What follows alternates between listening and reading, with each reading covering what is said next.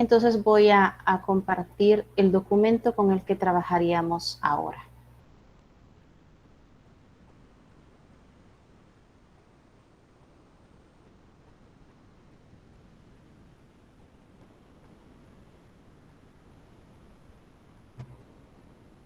Ustedes me dicen si lo ven bien. Sí, sí se ve. Ah, bien, gracias. Entonces vamos con la comunicación familiar. Nosotros ya sobre familia creo que ya hablamos suficiente de varios aspectos de la familia, incluso la educación de los hijos, pero entonces como familia tenemos que ver cómo está la comunicación o qué tipo de comunicación tenemos.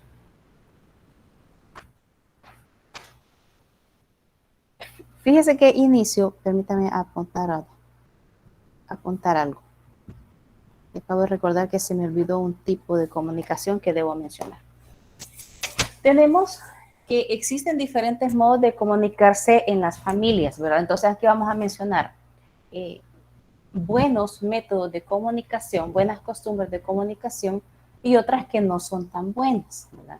Y una de esas que a lo mejor no es tan buena se le conoce como diálogo de sordos. Ahí se los resumí en la diapositiva, que es cuando uno habla y el otro finge escuchar. No sé si a lo mejor en películas o al observar a otras familias, usted ha visto situaciones como la que mencionó ahorita. Que por ejemplo un niño pequeño, esto sucede generalmente, aunque puede pasar con hijos adolescentes o mayores. Generalmente un niño llega a casa y quiere contarle algo a la mamá o al papá.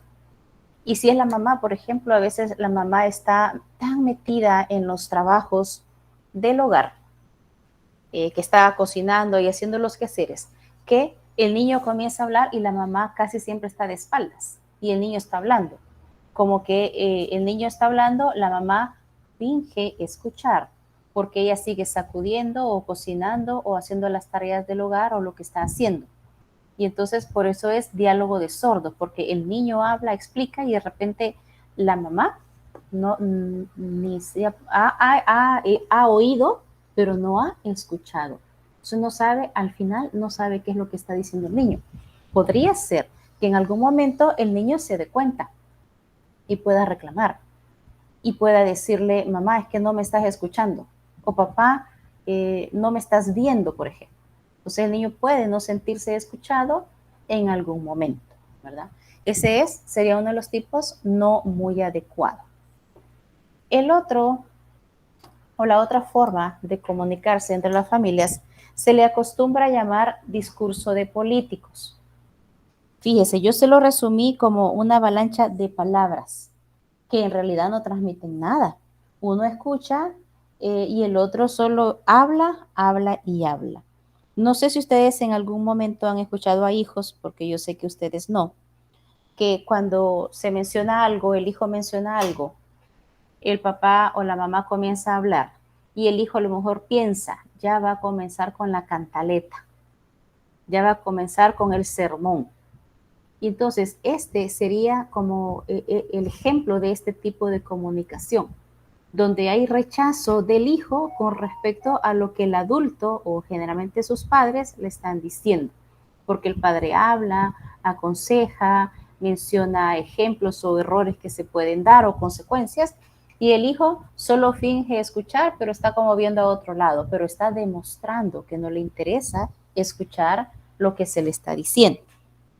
Y es cuando a veces se dan problemas y el padre de familia puede reclamar y puede decir, hijo o hija, sos un malcriado, una malcriada, escúchame, ¿verdad? Pero la situación que se da es que de parte del hijo no hay importancia o no hay interés en escuchar. Cuando yo les digo hijo, me estoy refiriendo hijo, hija, ¿verdad? Me parece que alguien levantó la mano, no puedo ver yo la pantalla de quién fue, pero escuchamos su opinión. O no fue nadie.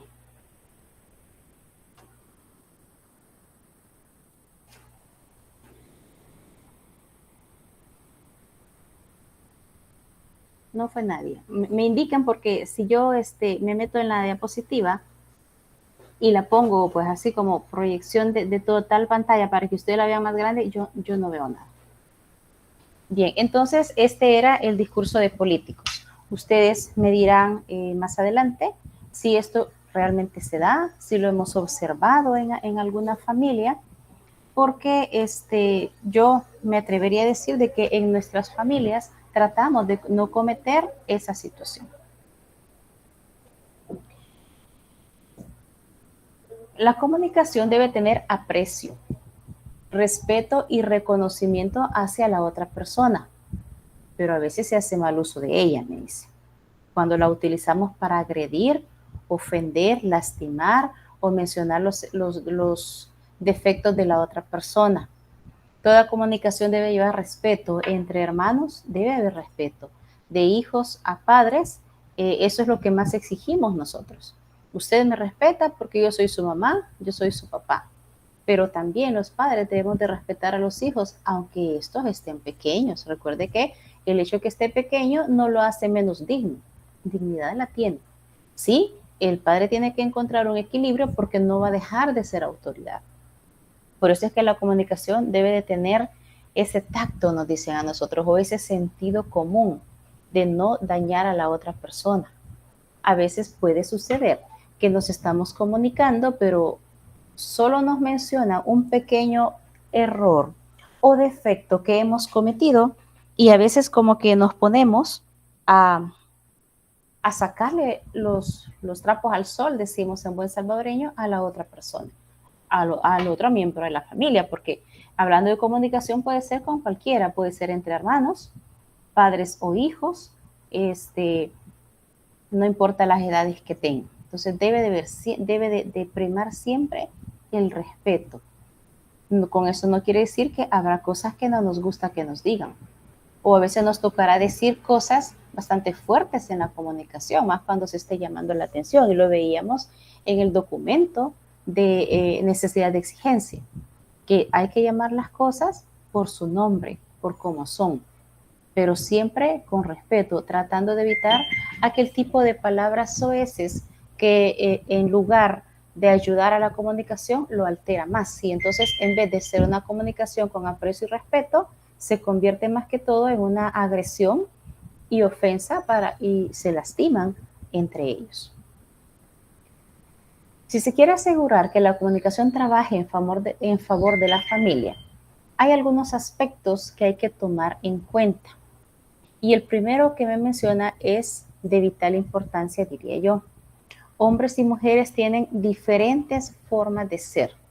Si no se tiene en cuenta esto, se corre el riesgo de malinterpretar las cosas. En ética social se toca un poco, y aquí ustedes van a tener que hacer un poco de memoria. En ética social se toca un poco, o se trata de explicar por qué hombre y mujer son diferentes. ¿Por qué pareciera de que a veces vienen de diferentes mundos? Me gustaría que me comentara alguno que recuerde de que les haya mencionado eso en ética social y qué recuerdan que platicaban en ese momento.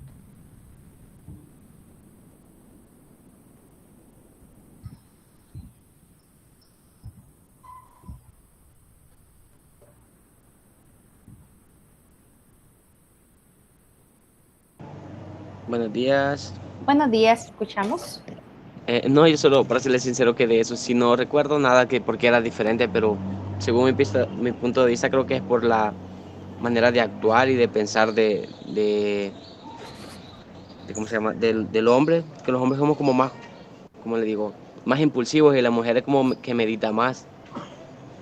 Tiene mucho que ver con eso. A lo mejor usted no lo recuerda, espero yo que sí lo haya visto en esa clase y por eso es que tiene esa percepción, ese conocimiento. Gracias. ¿Alguien más, por favor? Yo recuerdo que se discutía también de que éramos diferentes por las necesidades que teníamos, que no son las mismas para los dos. Exacto, las necesidades de cada uno son diferentes, lo que para uno es importante, para el otro no. Muy bien. ¿Qué más? Otro comentario, ¿qué más recuerdan? O pueden mencionar si es que no recuerdan o no lo vieron en ética social.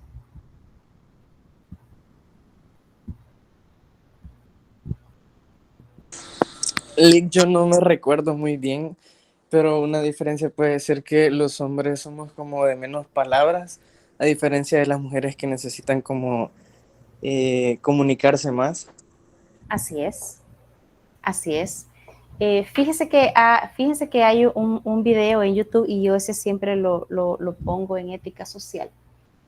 Y se llama específicamente así, diferencia de cerebro entre la mujer y el hombre.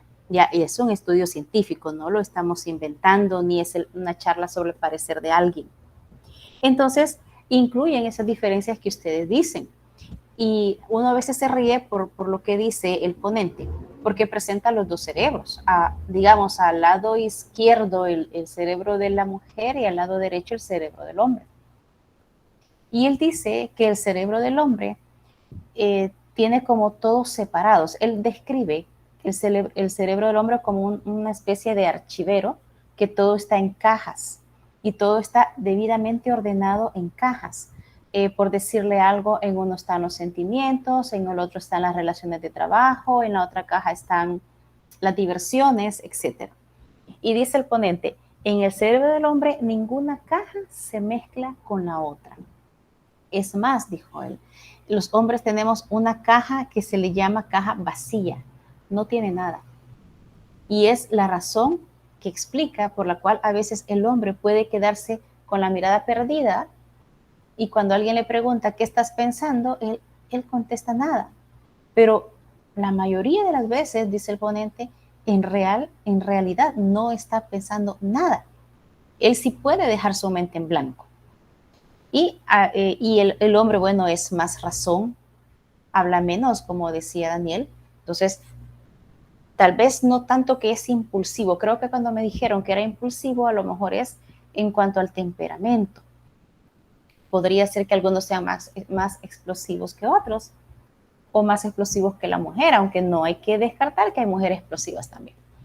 Y entonces, él hablaba del cerebro del hombre y se fue luego a caminar y puso las manos sobre el cerebro de la mujer y hace como llamémosle el meme o el chiste de que con temor está queriendo tocar el cerebro de la mujer. Porque él dice que el cerebro de la mujer no está ordenado en cajas como el cerebro del hombre. El cerebro de la mujer es una serie de alambres, dice él, de cables que están, el cable de los sentimientos, del trabajo, de la casa, etcétera, y dice, y todos esos cables están conectados. Y nos hace reír porque él hace como el sonido que hace la abeja, y dice, esos cables están en constante vibración y movimiento, por eso es que la mujer todo recuerda, nunca olvida nada.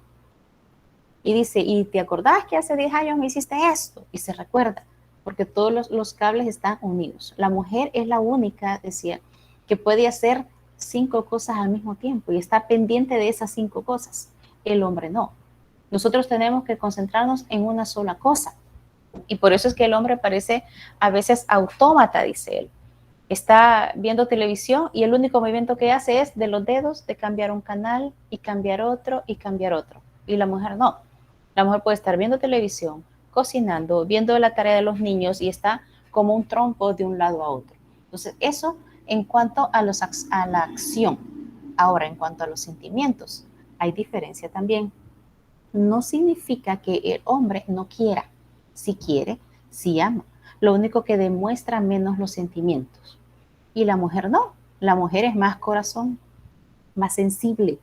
Por eso es que muchas veces los hijos a veces son como más cercanos a la mamá porque la sienten más accesible a una conversación. Y el papá a veces es un poco más serio. Pero ya, por decirlo así, venimos hechos así de fábrica, venimos hechos así, ¿verdad? Y también es la explicación por la cual a veces hoy en día con las redes sociales, ustedes me confirman, jóvenes, cuando han tenido su novio o si tienen su novio, usted le manda un mensaje por el celular. ¿No será que usted ni ha terminado de poner el punto final y la novia ya le está escribiendo la respuesta? ¿O no ha observado eso? Sí. Sí. Entonces, escribe el mensaje, usted acaba de poner el punto, le acaba de mandar a enviar y ya está la respuesta. Más cuando están enojadas. Exacto, es peor. Tiene razón. Ahora fíjese, mujeres, le mandan un mensaje al novio, ¿cuánto se tarda en contestar? ¿Les contesta inmediato o no? No, No, No, exacto, no contesta inmediato. Y ahí vienen los pleitos, fíjese. Y la mujer empieza a decir, a saber con quién está mensajeando, porque está conectado, y a saber por qué no me contesta, a saber con quién está, y empieza la mujer a inventar entre todos esos cables que tiene mezclados, cosas que a veces no pasan. El hombre no contesta porque él es más, ¿cómo le dijera? Le voy a decir esta palabra, pero no es que sean 100% fríos, son más fríos, son más lentos para reaccionar a los sentimientos. Y por eso él puede ver el mensaje de la novia y la quiere mucho porque está muy enamorado, pero ve el mensaje y siente que no es el momento de contestar, que ya se va a sentar y se va a concentrar en la respuesta que le va a dar.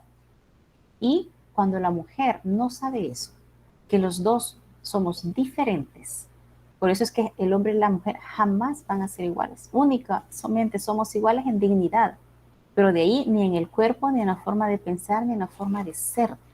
Por eso, cuando estas feministas pelean la igualdad entre hombre y mujer, eso jamás se va a dar. Y si las mujeres conociéramos esto que les estoy diciendo, yo los invito, y más a las mujeres quizás, a que vean este video. Nos va a ayudar a nosotros a comprender y a sufrir menos, porque somos diferentes, ¿verdad? A la mujer le contamos un problema y al ratito ya tiene la solución. Y ella le está diciendo, es que lo que tienes que hacer es esto, esto, esto, esto. El hombre no. El hombre sabe escuchar y callar. Y da el consejo si se lo piden. Si no le piden consejo, no se lo da. Pero a veces hay un problema, que el hombre se siente responsable por la mujer por el mismo mandato divino y quiere resolverle los problemas a la mujer. A veces la mujer no quiere que se los resuelva, solo quiere consejos. Y es ahí cuando nosotros no comprendemos esa diferencia que cometemos los errores, y por eso dice el documento aquí, corremos el riesgo de malinterpretar las cosas. No me contesta el mensaje, no le intereso. Y el hombre diría, me contesta inmediatamente el mensaje, no tiene nada que hacer. Y aparentemente trabaja o aparentemente está estudiando. Y no, es porque somos diferentes. Y por esa misma diferencia o que no conocemos, cometemos algunos errores, ¿verdad? Y el primero de ellos que menciona, se trata a los hijos pequeños como individuos sin voz ni voto. E incluso a veces se molesta cuando los niños tratan de decir algo. Les dice que se callen porque es esa conversación de adultos. Y fíjese de que esto que menciona el documento es algo que si ustedes hablan con sus padres cuando ellos eran pequeños o quizás más con sus abuelos, porque no tengo idea por qué edades rondan las edades de sus padres, pero si están entre los 50 años y pasan de los 50, van a confirmar lo que les digo. Llegaba, por ejemplo, una visita a la casa, ¿verdad? Y salían los padres y los hijos a recibir a la visita. Los hijos tenían prohibido quedarse en la conversación con la visita que acababa de llegar. Entonces, solo los veían o a veces ni se tenían que asomar a ver quién había llegado porque la visita era para los padres de familia. Y se sentaban, por decirlo así, en la sala y la conversación era de ellos. Si algún hijo, por error o por olvido, se quedaba, le hacían una mirada y con esa mirada fulminante le estaban diciendo, ¿qué estás haciendo aquí? La visita no es para vos, no tenés que estar aquí. Cuando realmente eso era la costumbre, entonces se trataba al niño que no tenía ni voz ni voto, que era el niño de la casa, pero no podía estar hablando con los adultos. Lo consideraban a veces una mala educación. Y fíjese que eso habrá cambiado. Si usted hace recuentos en su familia, incluso usted remóntese cuando era niño, llegaba una visita a su casa, usted a lo mejor se quedaba ahí. Ya sus padres ya no lo mandaban a su cuarto, ya no lo mandaban por allá, como le decimos así a alguien, ándate lejos, ándate. No, ya usted se podía quedar. Esas cosas van cambiando, deben cambiar, pero hay cosas que por educación pues se deben de mantener. A veces, incluso cuando entre los hermanos se molestan, a veces los padres pueden pedir opinión. ¿Verdad? ¿Qué opinan de comer pizza, por ejemplo? Y sale el hermanito menor y dice, no, yo quisiera pollo camper. A veces los demás le dicen, pues cállate vos, no tenés voto en esto, no tenés vela en este entierro, vos sos el más chiquito, vos no decidís, tu voz no cuenta. Y se lo dicen. Y esos son algunos de los daños, por decirlo así, que se le pueden ir causando al niño, que pueden afectar su conducta y a lo mejor se vuelve introvertido, metido en el mismo, que ya no comenta nada porque todo el tiempo se lo prohibieron. Que no hablara, que no opinara, que no dijera nada, simplemente se callara y aceptara lo que se estaba dando en su familia. Otra de las situaciones que se da es que dejan que sus hijos sean atendidos por alguien más, pero no los padres. Es entendible que hay que trabajar. La situación de ahora hace que papá y mamá tengan que trabajar por la misma situación económica. Cuando a veces hay padres de familia, madres de familia principalmente, que tratan de organizar su horario de trabajo para cuando los hijos estudian, pues es estar trabajando, y cuando ellos están en casa, pues la madre estar ahí. Al menos digo eso porque es algo que yo procuré hacer todo el tiempo en mi vida, en mi casa. Pues. ¿Por qué? Porque los hijos deben de ser atendidos por los padres. Es claro, y por el mismo mandato, ¿quién pasa más tiempo fuera del hogar trabajando? El papá. Que si bien lo veíamos en la necesidad de exigencia, el tiempo de trabajo es más exigido para él, pero eso no significa que debe de huir de las obligaciones del hogar, sino que obviamente tiene que trabajar y pasa más allá. Pero puede pasar que ninguno de los dos pase en la casa. Y entonces el hijo, ¿con quién se mantiene? Con los abuelos a veces. Y desde ahí cometemos un error. Los abuelos ya no tienen obligación de cuidar a los nietos. Ellos ya cumplieron con sus hijos. Ya no tienen ni la capacidad física para andar corriendo y jugando y lidiando con un niño pequeño. Son los padres de familia. Y otra vez, por necesidad, y nos lo van a decir a muchos padres, tenemos que dejar a nuestros hijos con empleados que los cuiden, ¿verdad? Por necesidad está bien que lo hagan, pero no desprenderse totalmente. Esta crítica es principalmente para aquellos padres que se acostumbran a dejar a sus hijos con terceras personas, pero ellos no están ahí, los dejan. Yo he conocido incluso muchos padres de familia que el hijo después del colegio está en casa con la persona que los cuida, pero fuera de eso tiene maestro de inglés, maestro particular de matemáticas, de física, de tal forma que el hijo pase ocupado todo el día. La mañana en el colegio, en la tarde en la casa, porque están desfilando los maestros particulares que le han puesto.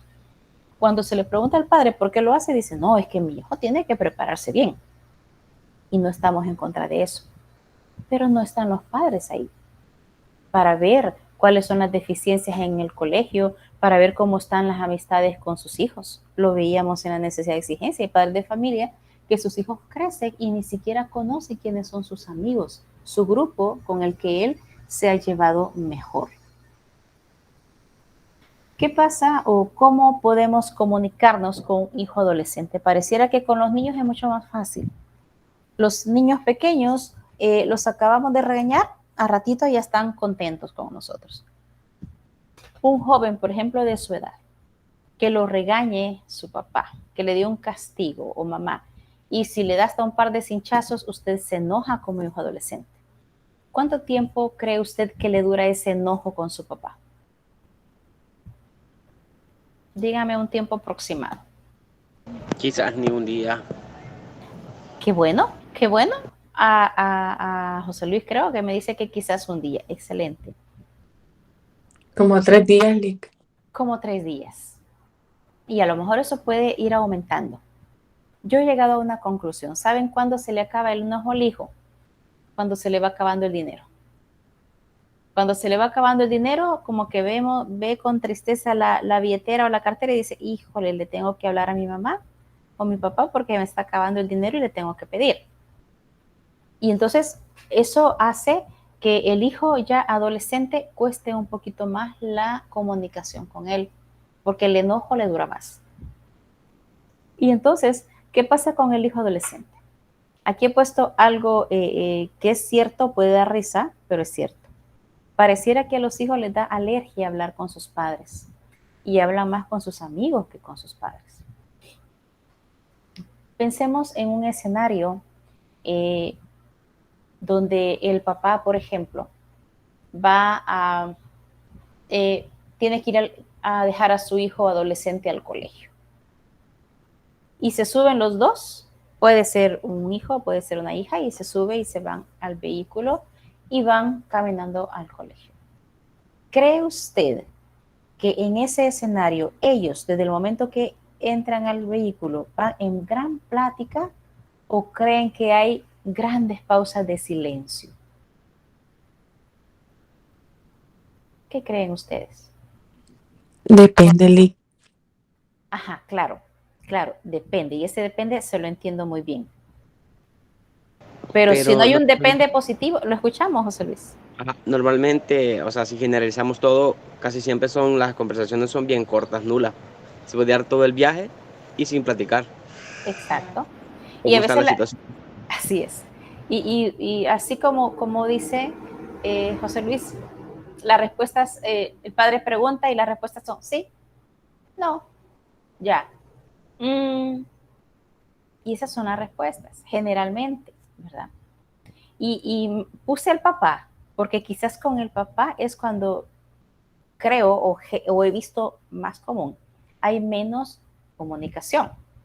Si es la mamá la que los va a dejar, es diferente. Por lo que decíamos, la diferencia entre ellos, la madre quizás por su mismo más corazón, más sentimiento, da más apertura y el hijo siente más confianza con la mamá y platican más. Pero pensemos en ese escenario donde hay alergia y el hijo se calla. ¿Qué pasaría si en este escenario el papá va con el hijo, van callados, pero van a darle un aventón a un compañerito de su hijo que lleva al colegio? ¿Cómo cambia el escenario cuando ese compañerito se sube al carro? Cuéntenme, imagínense y cuéntenme, ¿qué pasaría? Empieza a hablar el papá con el compañero y con el hijo. Comienza a hablar el papá con el compañero y el hijo, ¿verdad? Eso diría yo que sería el escenario ideal. Pero yo me imagino que quienes comienzan a hablar son ellos, los compañeritos. Y hablan del colegio y traes el trompo, bueno, ustedes ya quizás ya no jugaron con trompo, o traes, no sé, los juegos que acostumbran ya en las nuevas generaciones. Y a veces comienza esa conversación entre ellos y el papá lo dejan así apartadito. Con el hijo adolescente es un poco más difícil por los cambios que él está obteniendo o adquiriendo por su crecimiento. No sabe si es adulto, no sabe si es niño, está intermedio. Por eso es que el término que se le da a esa edad, adolece, le duele, no sabe qué es todavía. Y entonces hay alergia, ¿verdad? Que no quiere que le hagan atención, no quiere que lo aconsejen, etc. Y por eso evita hablar con sus padres. Eso es la generalidad. No quiere decir que eso sea al 100%. ¿Qué se debe de hacer entonces para poder cambiar eso? Algunas familias lo hacen. Cada familia puede instituir una vez a la semana, por lo menos, un evento para reunir a la familia. Y pueden preparar la comida favorita de los hijos. O en su defecto, creo que hoy es mucho más fácil comprarla, ¿verdad? A veces los padres se preocupan por la comunicación familiar y dicen, a lo mejor día de semana todo el mundo está ocupado. Los hijos adolescentes, más que los niños, por sus estudios, sus tareas y sus obligaciones escolares. Y los padres de familia también. Y entonces pueden decir, miren, el sábado veamos tal película, por ejemplo, compremos, qué quieren que compremos para comer, y ya los hijos comienzan a debatir qué van a comprar, qué van a comer. Y puede ser ese, al menos una vez a la semana, un día importante para ellos, donde ellos puedan decir, el sábado, por ejemplo, en la noche, nosotros tenemos una reunión familiar, donde platicamos, compartimos viendo una película o haciendo algo específicamente para la familia. Eso puede ayudar para que como familia se tengan más confianza. A veces pareciera de que un hijo le dice algo a la mamá y le dice, no le digas a nadie, que nadie lo sepa. Podrían ser cosas muy íntimas que deben de ser así. Pero por lo general, mira, voy a ir a tal fiesta, ¿verdad? Y la mamá lo comenta, a veces un hijo se enoja porque lo comentó. Pero eso, el que va a ir a una fiesta, no es un secreto de Estado. Este tipo de reuniones permite a que toda la familia esté enterado de lo que le pasa a cada un miembro de la familia, al que está bien, al que está mal, al que está en dificultades, al que necesita apoyo en algo, porque eso hace la unión familiar. Ya vimos que las familias son diferentes cada uno, pero cada uno, aunque sean diferentes unas de otras, ellos deben de tratar de mantener siempre unida a su familia. Y cuando los hijos van creciendo es mucho más difícil. Yo he escuchado muchos comentarios y los escuché más quizás cuando mis hijos eran pequeños. Cuando ellos, la familia sale con los hijos pequeños, los padres mayores generalmente le dicen, aproveche a sus hijos hoy que están chiquitos, porque cuando estén grandes ya no van a querer salir con usted. A mí ese término me llamó la atención y yo decía, ¿por qué? ¿Por qué se va a dejar o vamos a seguir repitiendo ese ciclo que cuando entran a la adolescencia ya no les gusta salir con los papás? Prefieren quedarse solos, encerrados en casa, y los papás y sus hermanos, los que sí les gusta salir, se van, y el que no quiere salir se deja. Entonces, yo eso lo vi siempre como una amenaza, que si era un ciclo que toda la gente decía, aprovéchelos ahorita que están pequeños porque después no van a querer salir con usted, como un reto a romper ese ciclo. Claro, hay un momento en que obviamente por las ocupaciones de cada uno, porque ya crecieron, tienen su carrera y trabajan, pues ya no se va a poder. Ya la situación ha cambiado. Porque obviamente recuerde, ya han sobrepasado quizás los 20 años, cada uno de ellos en el hogar. Pero sí, es bonito ver a las familias con sus hijos preadolescentes, niños, que si hay que ir a misa, pues van todos juntos. No va cada uno por su lado a la iglesia que quiere, a la hora que quiere, sino que van juntos. Que si hay una salida a Metrocentro, por decirlo así, van juntos.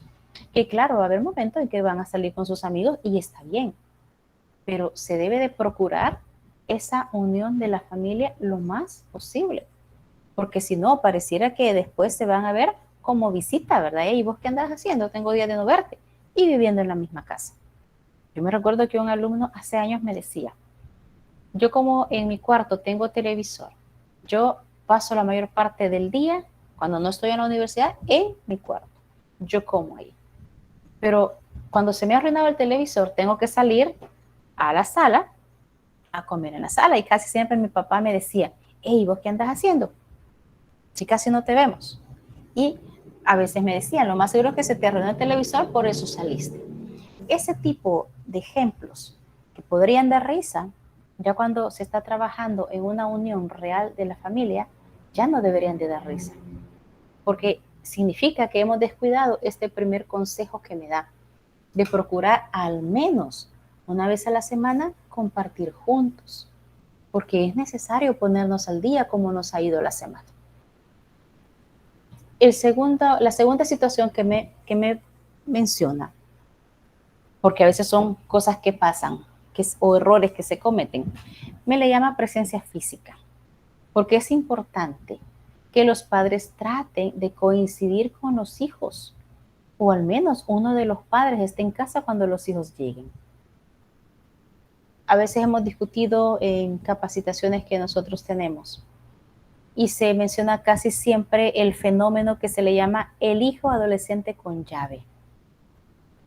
O sea, ese niño o ese preadolescente en su casa no hay nadie. Entonces, al salir de la escuela, al salir del colegio, tiene que movilizarse, ya sea en microbús, como es la costumbre ahora, o solo, y llega y abre la puerta de su casa y entra. ¿Qué dificultades puede acarrear el que se replique, por ejemplo, este fenómeno del hijo con llave? Muchos, ¿no? Podría ser de que el hijo, como sabe que nadie lo está esperando, no llegue ni a comer a su casa. O regrese hasta que cuando calcule que alguno de los padres va a regresar. Y entonces va creciendo libre. Y a lo mejor podría darse la situación que sea un niño de calle, ¿no? Que se va con un compañero a su casa, que se va con el otro, que va a hacer otras cosas. Y el padre de familia no se da cuenta. Porque cuando regresa, el hijo ya está en casa. Y aparentemente ahí ha estado desde que salió del colegio. Yo recuerdo el comentario de un adulto que dentro de sus memorias, cuando estaba pequeño, él contaba que de pequeño él tenía que viajar en bus para su colegio. Y yo habré estado, decía él, como en un tercer, cuarto grado quizás, pero estoy hablando de hace muchos años, no en esta época, porque esta persona ya es un señor profesional con hijos grandes. Y decía, yo recuerdo que cuando yo llegaba del colegio, mi mamá más o menos sabía en qué bus yo llegaba. Y ella me estaba esperando en la puerta con un vaso de leche. Y yo me tomaba ese vaso de leche y yo lo sentía delicioso porque yo llegaba con hambre a la casa. Y yo me pongo a pensar, qué bonito detalle, porque es un recuerdo que le quedó a ese hijo y hoy en día, ya abuelo él, todavía lo recuerda. Mi mamá me esperaba. El papá a lo mejor no podía por su trabajo, pero la mamá sí. Y ella tenía, no sé si algo vendía en el mercado, pero procuraba llegar rápido a casa para recibir a su hijo y me imagino que después a los otros hermanos con ese vaso de leche. El hijo sabe que hay alguien que lo espera. Hay alguien que está pendiente de saber o ver a qué hora regresa a casa si es que le toca movilizarse solo. Entonces, esa presencia, el hijo se siente acompañado, no se siente abandonado. ¿Cuántos hijos o a lo mejor amigos que ustedes tienen le dicen, ay Dios, mi mamá ni cuenta se da si llego o no? Mi mamá ni cuenta o mi papá ni cuenta se da si duermo en la casa o no duermo en la casa. Y así que ahí hemos descuidado como padres de familia la presencia física. Cultivar oportunidades, ¿verdad? Aprovechar oportunidades, diría yo. ¿Cuándo? Porque a veces hay momentos en que los hijos se acercan a los padres. La razón podría ser varias. Podría ser que quiere un permiso y entonces comienza a rondar al papá para ver qué quiere, qué necesita, para ver en qué momento u oportunidad le puede pedir lo que necesita, ya sea un permiso o ya sea dinero. Y a veces nosotros como padres, en vez de acoger y aprovechar ese momento, los ahuyentamos. Porque si imagínense, el papá está lavando el carro y de repente llega el hijo y le dice, te voy a ayudar un ratito, a lo mejor el papá podría decirle al hijo, bueno, ¿y qué quieres? Me estás ayudando porque algo querés. Y creo que ese tipo de frases, en vez de acercar al hijo, lo ahuyentan. Porque entonces el hijo venció esa barrera, llamémosle así, porque a algunos hijos les cuesta acercarse a sus padres para hablar de algo o decirle algo, y el padre a veces, en vez de acogerlo, lo ahuyenta. También recuerdo la experiencia de un primo lejano que me decía, él no vivía con su papá, ¿verdad? Pero a veces lo llegaba a visitar. Y él llegaba a visitarlo a veces por pedirle dinero o por lo que sea. Pero me decía, fíjese que cuando yo llego a la casa, mi papá piensa que llego solo por pedirle dinero. Él fue mi alumno hace muchos años. Y le decía yo, ¿por qué? Porque fíjese que es entrando yo a la casa, en vez de decirme, hola, ¿qué tal estás? Me dice, hola, ¿y yo qué necesitas? No da oportunidad a preguntar, ¿qué tal te ha ido? Nada. ¿Qué necesitas? E inmediatamente me mandaba a limpiarle el carro. como quien dice, que desquite con trabajo lo que le voy a dar. Y siempre tenía algo que ponerlo a hacer, o que le sacudiera algo, que le limpiara algo. Entonces me decía, no me dan ganas de ir a verlo. Porque a veces yo no llego necesariamente por dinero sí, porque me tiene que dar para pagar la universidad y me tiene que dar para los gastos que como hijo tengo derecho. Pero siempre lo ponía a hacer algo. Entonces, cuando lo comparo con este ejemplo del que estamos analizando ahorita, ese papá no aprovechó, porque él ya murió y su hijo ya es un hombre, las oportunidades de acercamiento del hijo. Entonces tenemos que tener como esas antenas, ya cuando seamos papás, bien atentas para cualquier situación. Y la otra situación es aprovechar experiencias de impacto. Y les he puesto ahí, a veces los hijos se sienten aturdidos o sacudidos, dice ahí, por algún acontecimiento que ocurre cercano a él, a lo mejor con algún amigo, alguna amiga. Alguien conocido muere, por ejemplo. Alguien conocido es arrestado. Alguna amiga cercana o conocida sale embarazada. Y el papá es una ocasión que debe de utilizar para platicar con el hijo, para analizar la situación, no para decirle, ¿ya viste? Mira, se murió porque se metió al mar, por ejemplo, borracho. ¿Ya viste? Andaba manejando puro loco, por eso tuvo el accidente y se mató. O mira, lo arrestaron. ¿Te das cuenta? Esas amistades no. Cuidado con que a vos te pase. Y el embarazo también. A veces, como padres, cometemos grandes errores por desconocimiento, diría yo. Porque no hemos aprendido la forma de abordar con el hijo estas experiencias de impacto. La muerte de alguien cercano al hijo, y si es más, de algún amigo, de algún conocido, a él lo sacude, pues. Y a él lo impresiona, porque no puede creer que alguien de su edad muera. Porque todos estamos acostumbrados o esperaríamos que quien se debe morir es la persona anciana, la que ya hizo todo lo que tenía que hacer en su vida, la que ya cumplió, por decirlo así, su accionar en este mundo. Y entonces ese ya se muere un ancianito que de 85, 90 años o más, ya uno dice, vaya, ya vivió, ¿verdad? Pero cuando es un joven cercano a la edad de su hijo, eso impacta. Cuando es arrestado también, porque uno se queda pensando las decisiones que tomó. Y son las cosas que se deben de analizar, las decisiones que tomó, las amistades con las que se rodeó, porque a lo mejor quiso hacer algo fácil en la vida, ganar algo más fácil y entonces obviamente todo lo que se hace mal tiene su consecuencia y viene el arresto, pues. El embarazo inesperado. ¿Qué pasa con esta amiga, por ejemplo, que quiso vivir o jugó a ser adulto sin estar preparado para las consecuencias que se dan? Cuando el padre trata de aprovechar estas experiencias, pero con mucho tacto para formar y aconsejar, es mucho mejor a que salgamos con el famoso te lo dije. ¿Ya ves? ¿Ya ves? Entonces hay que tener ahí. Las familias hoy se encuentran inmersas en un entorno que no ayuda, sino por el contrario, arruina. A lo mejor usted habrá visto familias, o a lo mejor en su propia familia, donde en su familia lo han querido educar con buenos principios cristianos.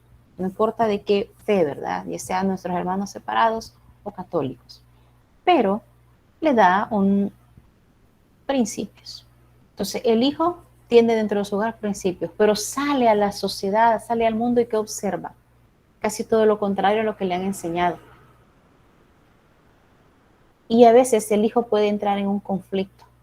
No, es que mis papás, yo tuve a alguien conocido que a su papá le llamaba Jurásico, el Jurásico, porque todo para ella era las prohibiciones de su padre de la era prehistórica. Ya todo lo de ahora es diferente. Ahora que ella es mamá, me imagino que ahora las cosas han cambiado. Porque ahora ella, cuando quizás se acuerde que a su papá le decía así, ella se va a sentir prehistórica. ¿Pero por qué? Porque en las familias se trata de educar lo mejor posible, fundamentar bien los principios, pero salimos a la sociedad, al ambiente, y nos encontramos con personas que viven lo contrario a lo que se nos ha enseñado. Y entonces eso pone, si no se ha aprendido de la mejor manera, podría hacer cambiar de parecer al hijo y cambie su forma de pensar, cambie su forma de vivir. También en las familias puede desarrollar un tipo de comunicación específico, un tipo. Y están acá realmente son 6, porque decía que se me olvidó uno. En el número 6 voy a dejar el último y voy a ir en la primera. Madre e hijos. En este tipo de comunicación, creo que usted ya se la imagina, donde es la mamá la que está enterada de todo lo que hacen sus hijos. Ella conoce a sus amigos, ella sabe las dificultades que tiene el hijo, sabe las tareas que tiene que presentar, las actividades por las cuales se va a preparar, el número artístico que tiene que ensayar, etc. Y entonces la mamá y los hijos tienen una magnífica comunicación, tanto de niños como de adolescentes. Imagínese un día en una casa, la mamá está hablando con los hijos muy ameno y el padre llega de su trabajo y camina por la ventana y escucha las risas, escucha la conversación y dice, están ahí, están platicando. Cuando los hijos escuchan que la llave, que el padre de familia abre la puerta y entra, se callan y hay un silencio. Y cuando el padre pregunta, hola, ¿qué estaban hablando? De nada, pero se estaban riendo. No hablábamos nada importante. Y entonces los hijos, ni la madre, ya no le comentan al padre. Pues en ese tipo de comunicación se aísla al papá, porque la comunicación es solo de la mamá con los hijos. Ella sabe, por decirlo así, todo el rollo en el que se mueven los hijos, pero el papá no. En el segundo tipo de comunicación es padre e hijos, es lo contrario. A lo mejor se da menos, pero se da. Yo conozco un par de padres de familia que el sueldo de la madre es mejor y optaron porque la mamá se fuera a trabajar y el padre es el que se quedara en casa pendiente de los hijos. Colegio, escuela, ropa, comida, etc. Y entonces, cuando en esos dos hogares realmente que conocí así, los hijos eran allegados al padre y a la mamá era la que dejaban por fuera porque decían, mi mamá viene cansada de trabajar, viene enojada, viene a regañar, viene a criticar el desorden, entonces los hijos sentían como que con el papá se llevaban mejor. El típico ejemplo, padre e hijos. O a veces los dos padres trabajan, pero los hijos son más allegados al padre. Y cuando a veces yo les he preguntado, les digo, ¿por qué? Es que mi mamá es muy enojada, no tiene paciencia. Puede pasar. Y entonces en este tipo 2 de comunicación, la madre es la que está como fuera del mapa y no es lo más conveniente. En el tercer tipo de comunicación se llama comunicación entre géneros. Significa que en la familia el papá va a estar encargado de los hijos y la mamá de las hijas. ¿Por qué deciden esto? Porque a lo mejor ellos pensaron que como las hijas son niñas y la mamá es mujer, entre ellas se entienden. Entonces es la mamá la que tiene que estar en todo lo que sus hijas necesitan. Y el papá con sus hijos, porque somos del mismo sexo, somos del mismo género. Y entonces nos entendemos y yo voy a saber cómo orientarlos, cómo explicarles, cómo todo. Y no es la comunicación más adecuada. ¿Por qué? Porque la mamá desconoce qué pasa con sus hijos hombrecitos y el papá desconoce qué pasa con sus hijas. Y hay como una barrera, ¿verdad? Mujeres y hombres. No es adecuado porque no solo se necesita el hijo, no solo necesita consejos del padre por ser hombre, también necesita de la madre y viceversa, las hijas también. En el número 4 es la comunicación generacional. Significa que nos comunicamos de acuerdo a las edades próximas. ¿qué edades próximas encontramos en la familia? Papá y mamá tienen edad cercana. Y los hijos tienen una gran diferencia de edad entre sus padres, pero entre ellos no. Y entonces este tipo de comunicación se desarrolla en que papá y mamá se llevan de maravilla. Se le describe a veces como los novios eternos. Salen a comer, salen al cine, a bailar, a actividades ellos solos. Y los hijos siempre están en casa o haciendo lo que ellos quieren. ¿Por qué es delicado? Porque por un lado los hijos pueden decir, pues vamos a hacer fiesta, mi papá no se da cuenta de lo que yo hago, pues nosotros hacemos y deshacemos.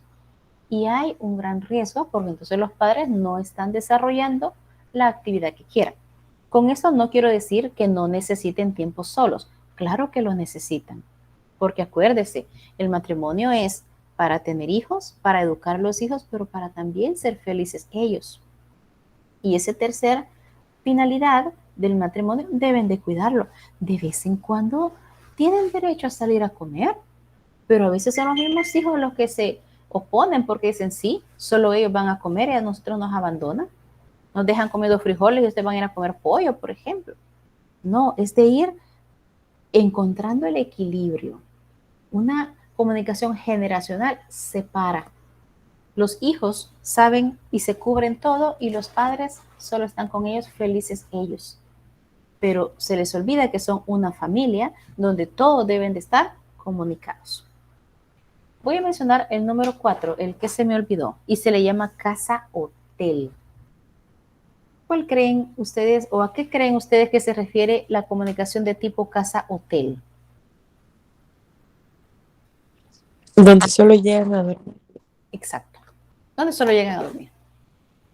Papá y mamá tienen un horario de trabajo tan difícil, diría yo, en ese tiempo, ¿verdad? Porque todo está más caro. Y por eso los hijos también. Papás nunca están en la casa, entonces estamos en la universidad, después vamos a donde querramos y todos llegan tarde a la casa. ¿A qué llegan? Solo a dormir. Hola, ¿qué tal? Buenas noches, salud. Y el siguiente día de la mañana, salud. O a veces los hijos ni se dan cuenta cuando los padres se van a trabajar.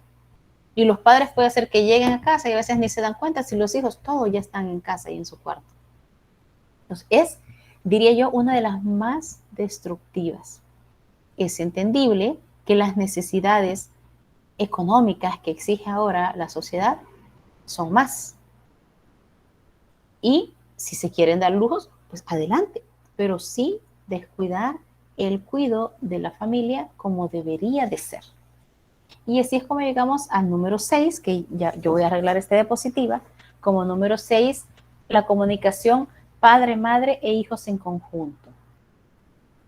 Y esto se refiere a que si los hijos, por ejemplo, le cuentan a la mamá algo o le piden un permiso o algo, la madre se lo comunica al padre.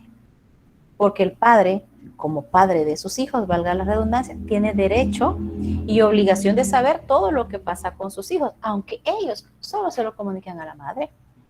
O si los hijos tienen más confianza con la mamá, al padre, y a él le cuentan algo, pues él tiene la obligación de comentárselo a la mamá porque ella tiene que saber qué pasa con sus hijos. Con este tipo de comunicación se evitarían muchas situaciones de anomalía que se dan, como por ejemplo, yo he sabido de hijos, por ejemplo, que le piden dinero a la mamá. Mamá, quiero ir al cine, me da dinero, le da. De ahí va donde el papá, voy a ir al cine, me da dinero. Y le da, y los dos le dan dinero. Y como los papá y mamá no se comunican y ni se dicen nada, el hijo gana por partida doble. Tienen doble de dinero, tienen más de las cosas. Y no hay una comunicación. En cuanto a los permisos, igual.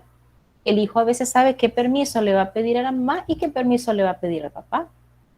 Cuando lo ideal fuera que cuando le piden permiso a la mamá, le dice, espérate, voy a hablar con tu papá a ver qué decidimos. O si se acercan al papá, voy a hablar con tu mamá a ver qué decidimos. Ahí el hijo sabría que papá y mamá están comunicados.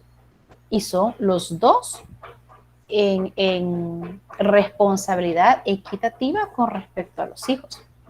Creo que este tipo de comunicación sería la ideal porque evitaría tanto ganguerismo, llamémosle así, o aprovechamiento del que a veces quieren hacer los hijos. Y entonces eso podría evitar muchas situaciones. Y ahí, bueno, termina lo que sería este tema. Si se fijaron, hoy hice algo diferente. Hoy les pregunté poco a ustedes con respecto al tema que yo estaba desarrollando. ¿Por qué? Porque quiero que en sus grupos se reúnan y analicen, digamos, cada diapositiva y hagan un comentario, ¿verdad? Y de los tipos de comunicación, cuando lleguen a los tipos de comunicación, bueno, han visto, no en ustedes, por supuesto, acuérdense que en esta materia vamos a hacer chaqueta a las familias fuera de esta aula virtual y solo vamos a poner los ejemplos. Que usted diga, mire, este tipo de comunicación lo observé en tal familia, no, invéntese el apellido, por ejemplo, y usted comenta. Porque lo que quiero que hagamos es que saquemos como una conclusión de análisis para poder descubrir qué es lo mejor que tenemos que hacer. ¿Les parece? Sí, sí. Vale.